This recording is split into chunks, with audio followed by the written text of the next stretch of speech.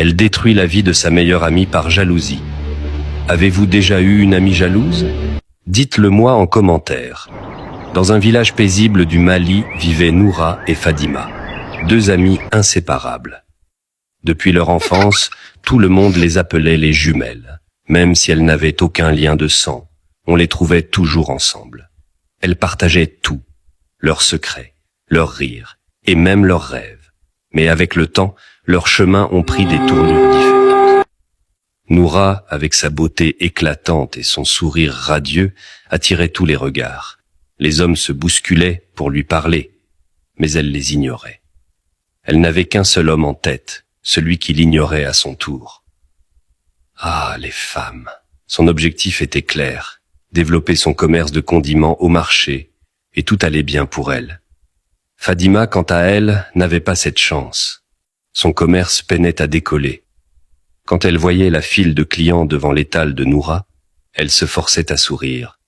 Mais dans son cœur, la jalousie grandissait, jour après jour. Un jour, lors d'une fête au village, toutes les femmes étaient belles et apprêtées, mais de toutes, Noura était la seule qui dégageait un truc en plus, pendant que les autres hommes du village se bousculaient pour Noura. Diallo, lui, l'ignorait, mais comme eux tous, il n'arrivait pas à la sortir de sa tête.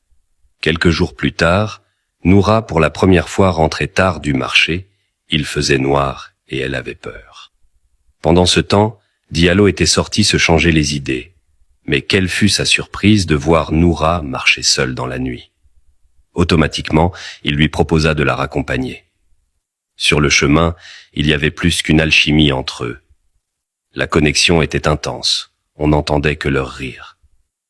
Dès le lendemain, Noura excitée raconte sa soirée à Fadima, mais celle-ci était comme ailleurs. Noura se disait qu'elle était sûrement fatiguée.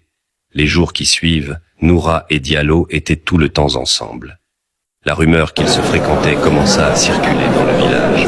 Puis, un jour, Diallo décida de demander la main de Noura. Excitée, la première personne à être au courant était Fadima. Mais Fadima souriait aux côtés de son amie, prétendant être heureuse pour elle, alors que dans l'ombre, son cœur bouillonnait de haine. Elle ne supportait plus cette injustice. Pourquoi tout réussissait à Noura?